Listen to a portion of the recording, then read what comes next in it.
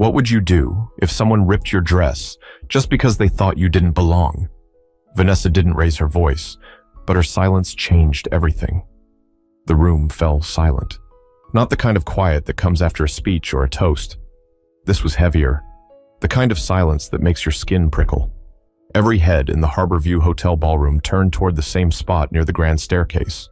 A torn strip of fabric dangled from someone's hand, and standing there, completely still, was Vanessa Colton. Her gold gown, once flawless, shimmering under the chandelier, now had a jagged tear down the side. Her fingers gripped what was left of it, her chest rising slowly as she tried to steady her breathing. The woman in front of her, older, pale, and perfectly composed moments ago, now had a different look, a mix of shock and fake confusion. You could have heard a pin drop. Glasses were half raised in the air, mid-toast, frozen. The band had stopped playing. The hotel's manager stood near the entrance, unsure whether to step in or not. "Excuse me?" Vanessa's voice was calm, almost too calm. "What did you just do?" The older woman blinked, her lips curling slightly. "Well, maybe next time you should be careful before walking around pretending to belong somewhere you don't." That was it. That sentence. Those few words cut sharper than the torn dress ever could. But let's rewind a bit. Just 15 minutes earlier, everything seemed perfect. The Harborview Hotel, sitting right by the waterfront in Savannah, Georgia, had never looked better. Strings of lights framed the ballroom windows, soft jazz floated through the air, and guests in sparkling gowns and tuxedos chatted over champagne. This was the annual Harborview Youth Fund Gala, a charity event meant to raise money for after-school programs across the city. It was one of those events where everyone who mattered in Savannah's business circle showed up, or at least wanted to be seen showing up. And right in the middle of it all was Vanessa Colton, 31 years old, confident but modest, known by many for her design work and her warm personality. She wasn't born into wealth, far from it, but she'd built her name, one client at a time, starting from a small studio on the south side of town. Tonight, she wasn't there to show off. She was there because she'd donated the evening's main auction item, a custom gown that had already drawn a bidding war before the night even started. Beside her was her husband, Grant Colton, a quiet man with a thoughtful presence. He wasn't one to talk much about money, but everyone in the room knew who he was, one of the city's most successful investors, known for his calm nature and his generous heart. Vanessa leaned toward him, smiling as the event host announced that their foundation had just funded a new arts program for local kids. "You hear that?" she whispered. "That's why I wanted to come tonight." Grant smiled. "And that's why everyone loves you," he said softly.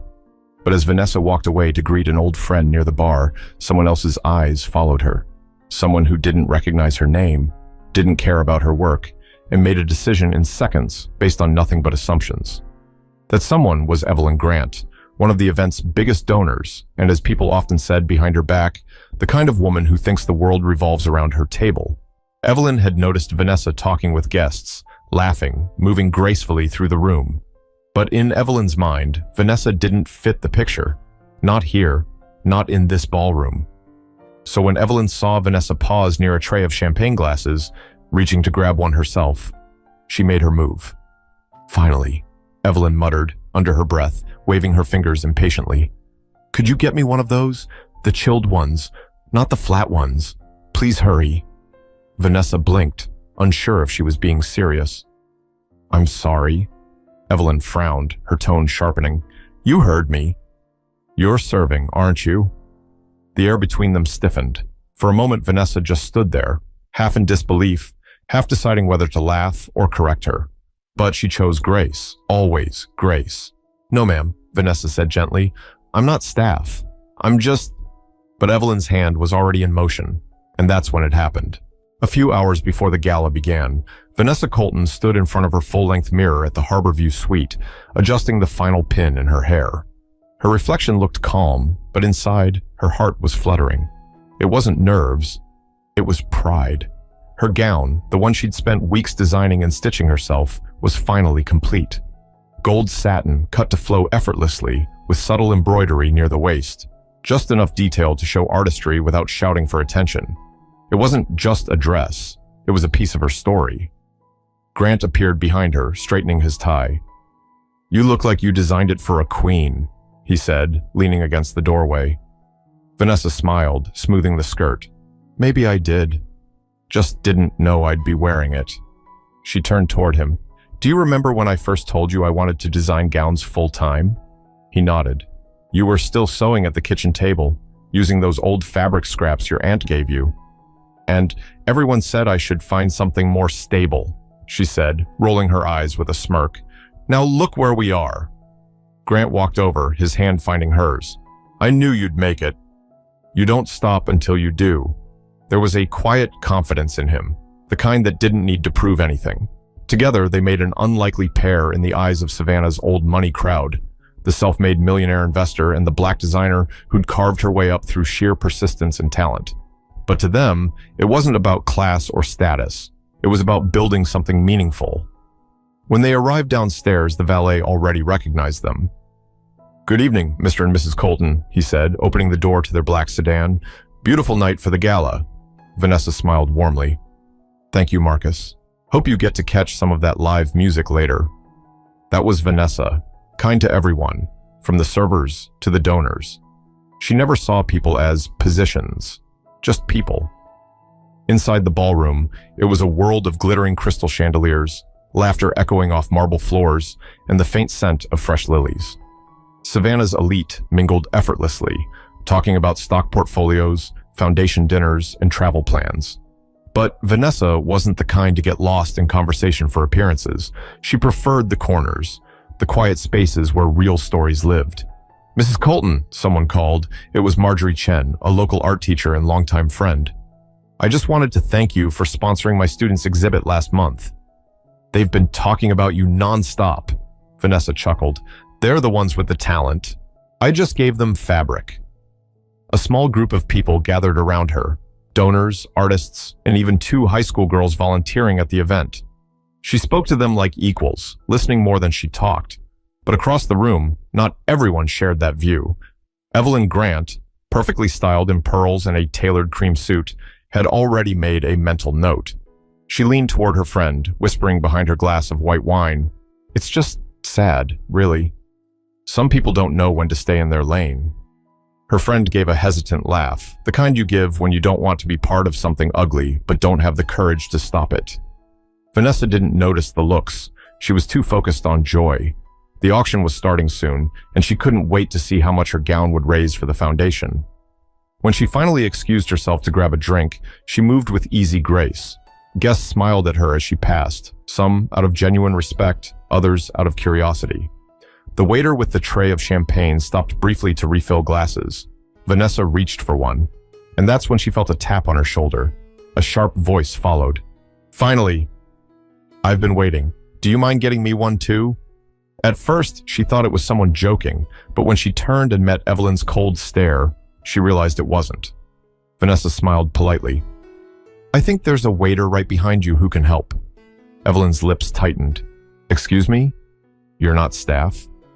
No, ma'am, Vanessa said, still gentle, though her eyes betrayed her discomfort. I'm a guest here.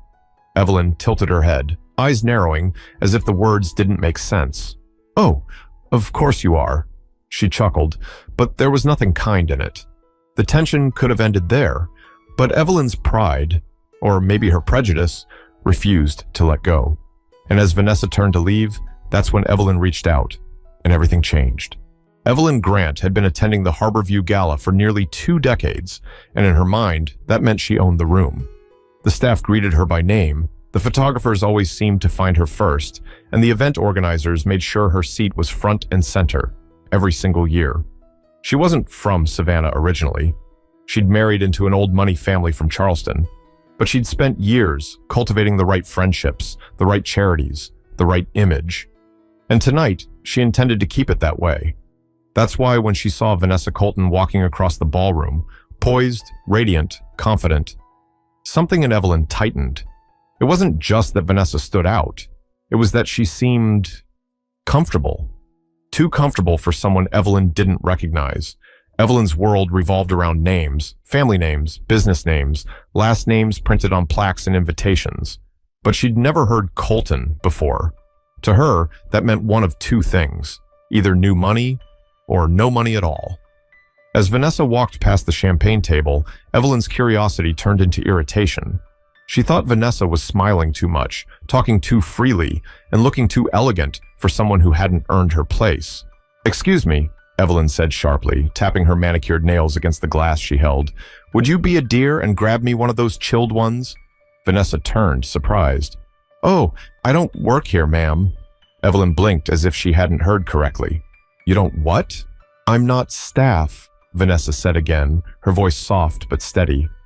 "I'm attending the event." Evelyn's eyes traveled slowly from Vanessa's shoes to her neckline, as if scanning for proof of her words. Her lips curved into a mocking half-smile. "Well," she said with a short laugh, "that's unexpected." People nearby started glancing over. Conversations quieted. The shift in energy was quick, sharp, like a match catching flame. Vanessa could have walked away, and maybe she should have. But she didn't.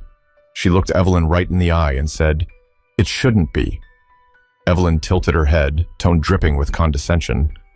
"Oh, darling, don't take things so personally. I just thought you were one of the servers, that's all. It's a compliment, really. You look efficient." The way she said efficient made Vanessa's stomach tighten, but she refused to give Evelyn the satisfaction of seeing her rattled. "Thank you for the compliment," she replied evenly, "but maybe next time just ask before assuming." The crowd was listening now. A few guests exchanged awkward looks. Others pretended to be deeply fascinated by the flower arrangements. But Evelyn didn't stop.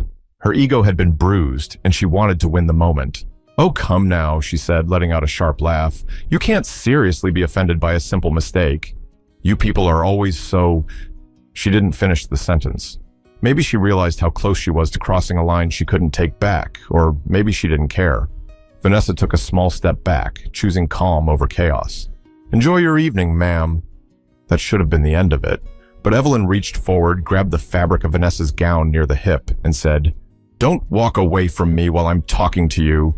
There was a ripping sound, loud, jagged, unmistakable. Gasps filled the air. One woman dropped her glass. The music stopped again, mid-note. Vanessa's hand went instinctively to the tear in her dress. For a moment, she didn't move. Her mind went blank. The humiliation hit her before the pain. Evelyn froze, realizing what she'd done. But pride is a powerful thing. Instead of apologizing, she straightened her posture and said, "Well, maybe next time you'll think twice before pretending to be something you're not." The words echoed like a slap across the ballroom. Vanessa blinked once, twice. Her throat tightened, but her voice, steady as steel, cut through the air. "You don't know me.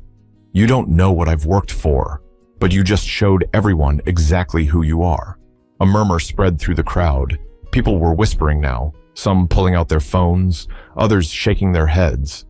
A waiter stepped forward, unsure whether to intervene, and from the back of the room, one man had already begun walking toward them.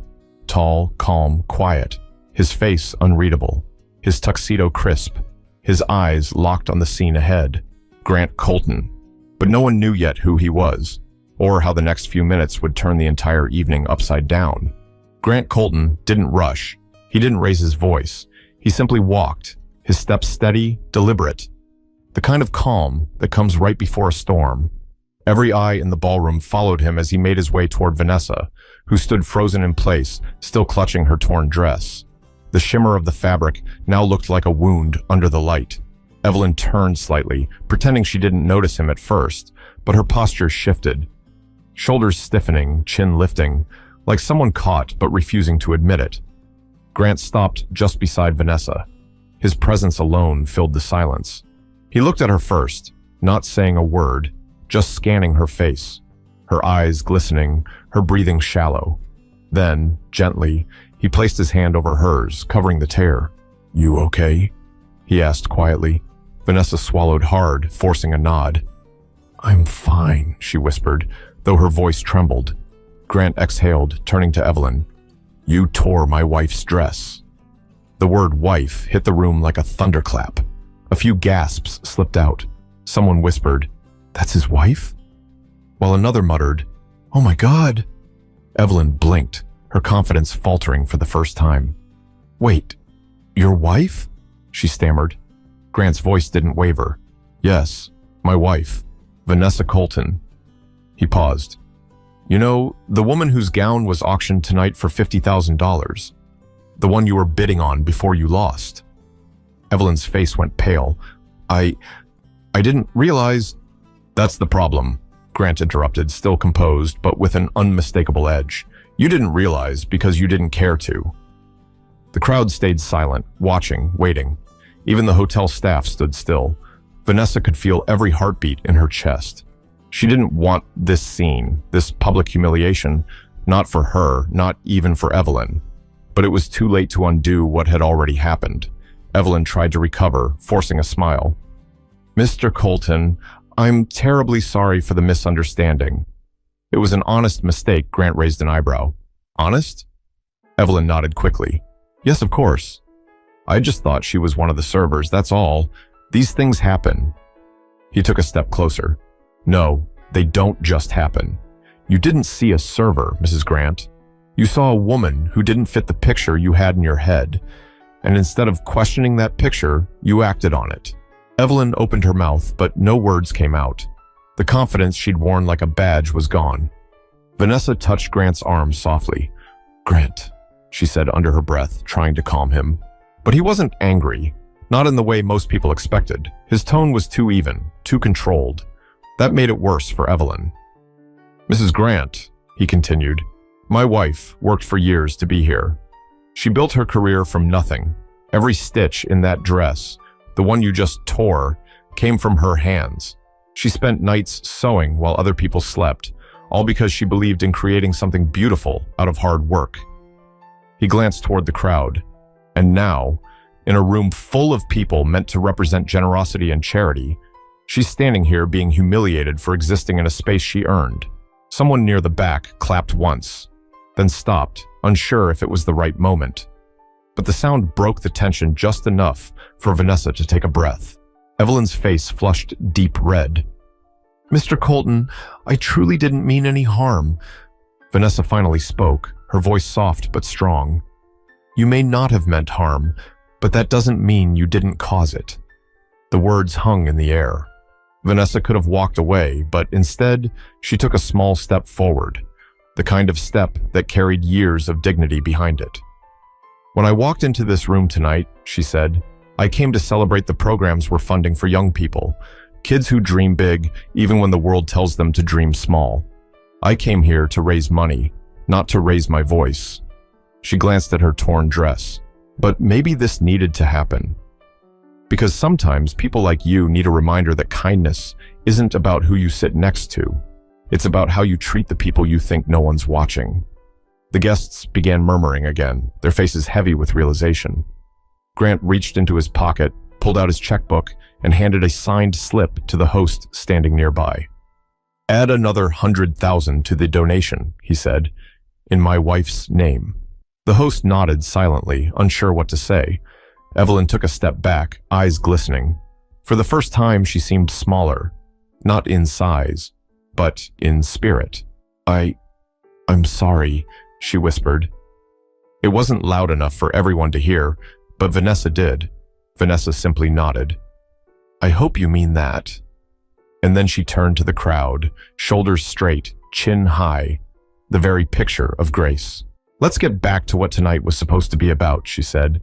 Helping kids believe in themselves, because that's something no one should ever try to tear apart. Applause rose, slowly at first, then louder, genuine. The band started playing again, tentative at first, then stronger. Grant took her hand as they walked away from the scene, leaving Evelyn standing in silence. But the night wasn't over yet, because behind every act of pride, there's always a shadow of reflection waiting to catch up. The applause didn't fade right away. It lingered, awkward, hesitant at first, then slowly shifting into something real. It wasn't just about the words anymore. It was about what everyone had seen, the tearing of a dress, the breaking of silence, the quiet kind of courage that forces people to look at themselves. Grant guided Vanessa toward one of the side corridors where the staff had discreetly stepped aside to give them space. The music behind them tried to smooth the air, but the tension in the room was still thick enough to feel. You sure you're okay? Grant asked again, voice softer now. Vanessa nodded, looking down at the torn edge of her gown. It's just fabric, she said, exhaling. I can fix it. Grant studied her face. It's not just fabric.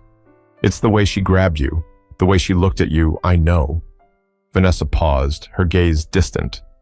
But if I let that define my night, she wins twice. Grant's lips curved into a faint smile, proud, a little sad. You always find grace when I want revenge. She looked up at him. That's because revenge doesn't build anything. Grace does. They stood there for a moment, the world muffled behind the ballroom doors. It could have ended there. A private injury, a quiet resolve. But word was spreading through the gala.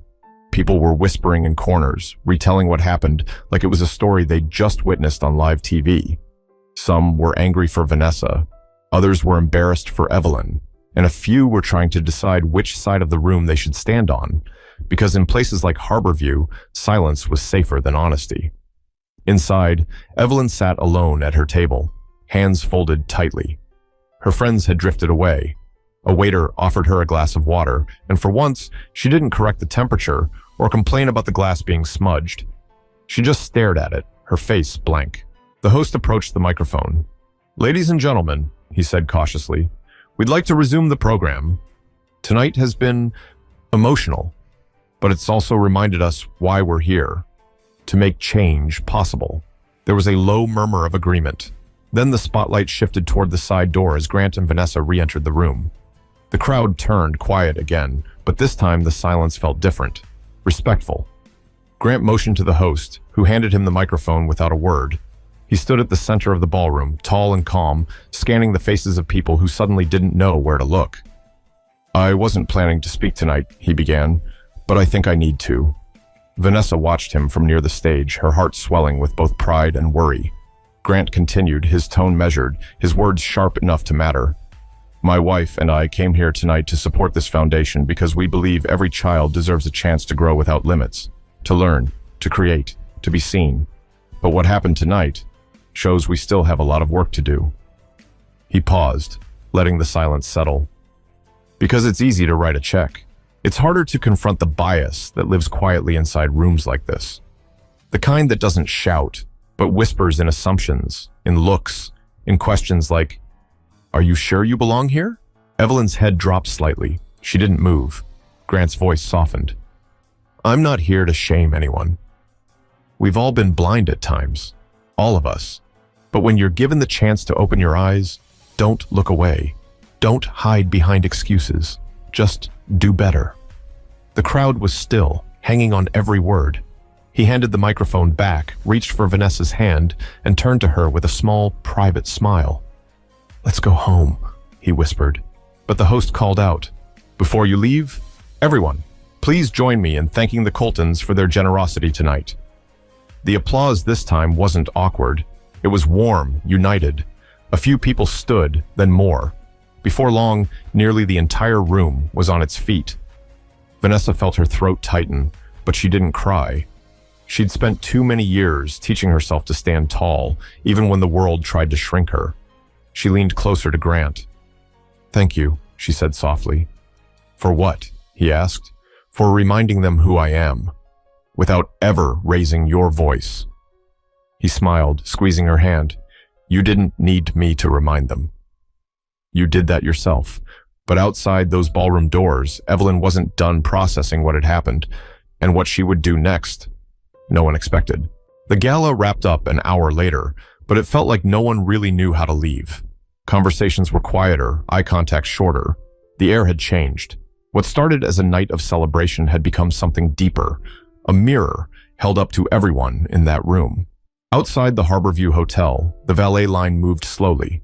Guests whispered goodbyes, some pretending nothing had happened, others speaking softly about what they'd seen. Evelyn Grant stood near one of the marble pillars, alone, her designer shawl draped awkwardly around her shoulders. She'd been in that same spot for almost 20 minutes, replaying every moment in her head.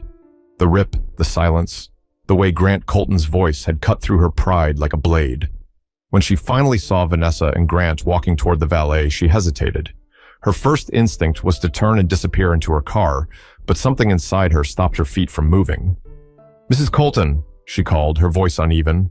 Vanessa paused, glancing at Grant, who gave a small nod before stepping aside to give them space. Evelyn swallowed hard, stepping closer. I wanted to apologize, she began. Her tone was softer now, stripped of the polish she'd always used as armor. What I said, what I did, it was wrong. Vanessa didn't respond immediately. She studied the woman in front of her, the one who, just an hour ago, had tried to tear her dignity apart. Evelyn fumbled with her hands. I don't even know why I reacted like that. Maybe I do.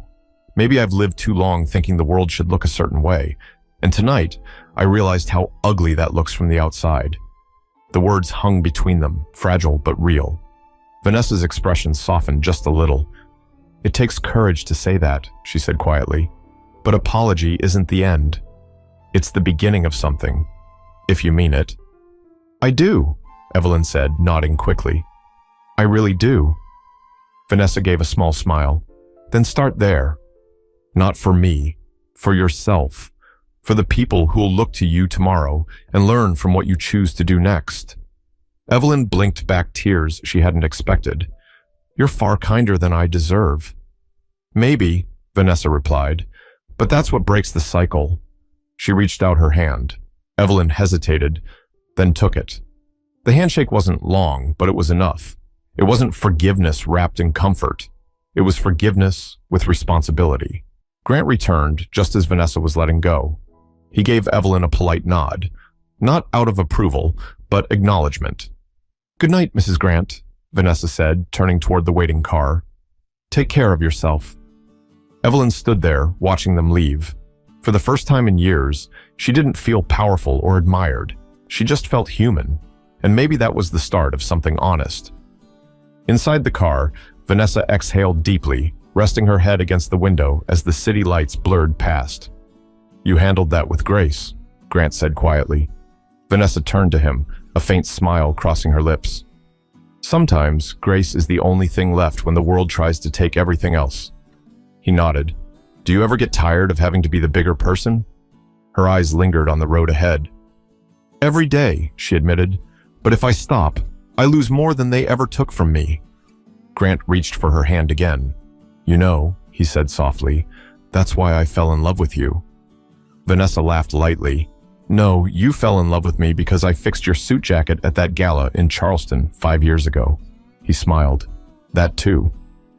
The two of them sat in quiet comfort as the driver turned onto the main street, the golden glow of the hotel fading behind them. The night had taken something from Vanessa, but it had also revealed something to everyone else, because sometimes the loudest lessons come from the quietest dignity. The next morning, sunlight spilled across the Coltons' kitchen. The sound of coffee brewing filled the air as Vanessa sat at the small marble table, scrolling through her phone. Her inbox was flooded.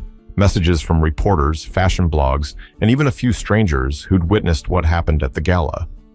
Some messages were angry, most were kind, but the one that caught her eye was short and simple.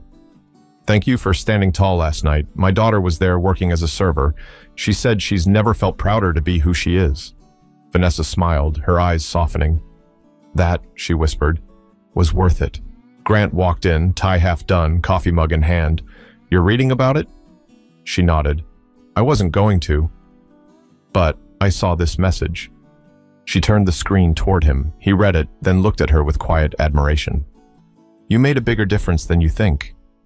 Vanessa sighed, looking out the window at the garden below. I didn't want it to be a scene, Grant.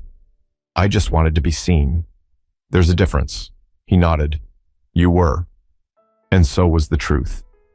Later that day, the Harborview Foundation released a statement online, publicly thanking Vanessa for her grace and confirming an anonymous donation had doubled the gala's total overnight. The comments section was filled with words like respect, lesson, change. Even Evelyn's name appeared once, not in anger, but in reflection. She'd issued her own apology through a letter that ended with, I'm learning that silence can harm just as much as words. I hope to be better. Vanessa didn't reply. She didn't need to. The moment had already done what it needed to. That night, as she worked at her sewing machine, repairing the same torn gown stitch by stitch, she realized something. Life had a way of testing what you're made of in public, not to embarrass you, but to remind you who you really are when it matters most. Each thread she pulled through the gold satin felt like reclaiming something. Not pride, not revenge, just peace. When she finished, she held up the gown under the lamplight. The tear was invisible now, almost like it had never happened. But she would never forget where it once was. Grant appeared in the doorway again. "Back at it already?" Vanessa smiled faintly. "Yeah, I figured if something gets torn, you fix it. You don't throw it away." He stepped closer, wrapping his arms around her shoulders. "That's your gift, you know. You don't just design dresses, you mend what life tries to break." She leaned back against him, whispering, "One stitch at a time." The camera would fade out there, the faint sound of the sewing machine continuing, steady, purposeful, a reminder that grace isn't weakness, it's strength under control. Because at the end of the day, you can't control how people see you, but you can control how you respond when they try to tear you down. And sometimes, the most powerful thing you can do is stay calm, stand tall, and let your dignity speak louder than their ignorance. If this story moved you, take a second to reflect. Treat people right no matter where they stand, what they wear, or what you assume about them. Because respect doesn't cost anything, but losing it can cost everything.